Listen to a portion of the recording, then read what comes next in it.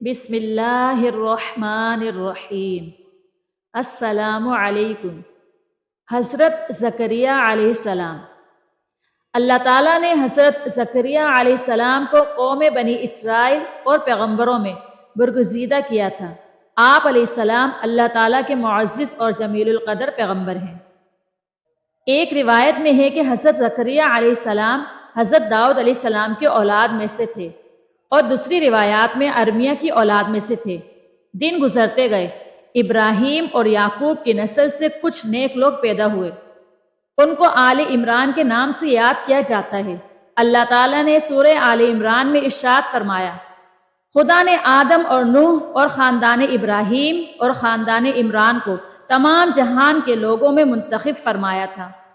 ان میں سے بعض کی اولاد تھے، اور خدا سننے والا اور جاننے والا ہے۔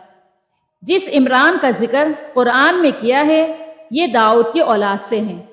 زکریا کی بیوی یحییٰ کی والدہ اور مریم علیہ السلام کی والدہ حنا دونوں حقیقی بہنیں تھیں، اور زکریا علیہ السلام رشتے میں مریم علیہ السلام کے خالو تھے۔ عمران کی بیوی نے منت مانگی تھی کہ جو بچہ پیدا ہوگا اسے بیت المقدس کی خدمت کے لیے وقف کر دیں گے۔ حضرت مریم علیہ السلام کی پیدائش کے بعد جب انہیں بیت المقدس میں لایا گیا تو ان کی کفالت کی ذمہ داری اللہ نے حضرت زکریا علیہ السلام پر ڈالی۔ آپ علیہ السلام بنی اسرائیل میں معزز کاہن مانے جاتے تھے۔ حضرت زکریا علیہ السلام کی کفالت میں مریم علیہ السلام نے بہت اچھی پرورش پائی، اور وہ نیک اور عبادت گزار اور بہت زیادہ سچ بولنے والی تھی۔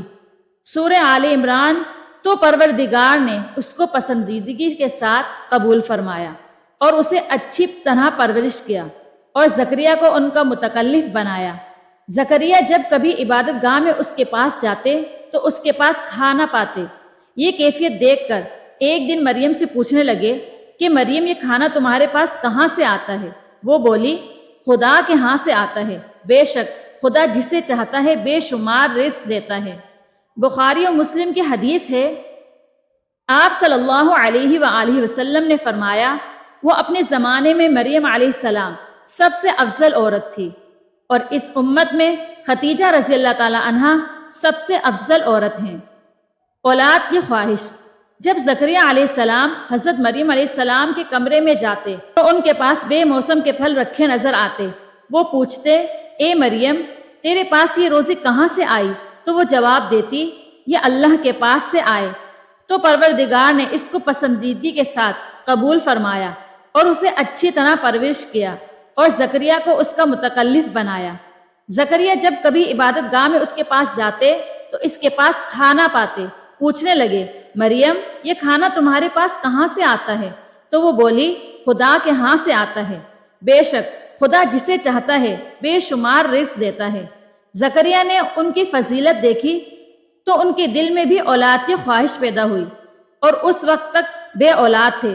عمر 100 سال سے زائد تھی، بیوی 90 سال کی تھی۔ اولاد کی شدید تمنا کے باعث انہوں نے اللہ سے مدد مانگی۔ ترجمہ، یہ تمہارے پروردگار کی مہربانی کا بیان ہے کہ جو اس نے اپنے بندے زکریا پر کی تھی، جو میری اور اولاد یعقوب کی میراث کا مالک ہو، اور اے میرے پروردگار، اس کو خوش اتوار بناؤ۔ زکریا علیہ السلام اپنے دور میں اکیلے ہی نبی تھے۔ ان کے دور میں اصحاب اور رشتہ دار میں کوئی قابل آدمی نہ تھا، تو ہم نے ان کی پکار سن لی اور ان کو یحییٰ بخشے، اور ان کی بیوی کو ان کے حسن معاشرت کے قابل بنا دیا۔ یہ لوگ لپک لپک کر نیکیاں کرتے اور ہمیں امید سے پکارتے، اور ہمارے آگے عاجزی کیا کرتے تھے۔ دعا کی قبولیت اور یحییٰ علیہ السلام کی خوشخبری سنائی۔ زکریا علیہ السلام یہ سن کر خوش ہوئے اور حیران بھی، کہنے لگے، پروردگار، میرے ہاں کس طرح لڑکا ہوگا جس حال میں میری بیوی بانجھ ہے اور میں بڑھاپے کی انتہا کو پہنچ گیا ہوں؟ اللہ تعالیٰ نے جواب دیا، حکم ہوا کہ اسی طرح ہوگا۔ تمہارے پروردگار نے فرمایا ہے کہ مجھے یہ آسمان ہے کہ میں پہلے تم کو بھی پیدا کر چکا ہوں، اور تم کچھ چیز نہ تھے۔ زکریا علیہ السلام نے عرض کیا، اے پروردگار، میرے لیے کوئی نشانی مقرر فرما دیجئے۔ فرمایا، نشانی یہ ہے کہ تم صحیح و سالم ہو کر 3 دن رات لوگوں سے بات نہ کر سکو گے۔ اللہ نے نشانی ظاہر کر دی، چنانچہ جب وہ وقت آیا کہ آپ علیہ السلام بول سکتے تھے مگر بول نہ پائے اور صبح و شام اللہ کی عبادت میں مصروف رہتے، یہ نشانی تھی کہ ان کے ہاں بچہ پیدا ہونے والا ہے۔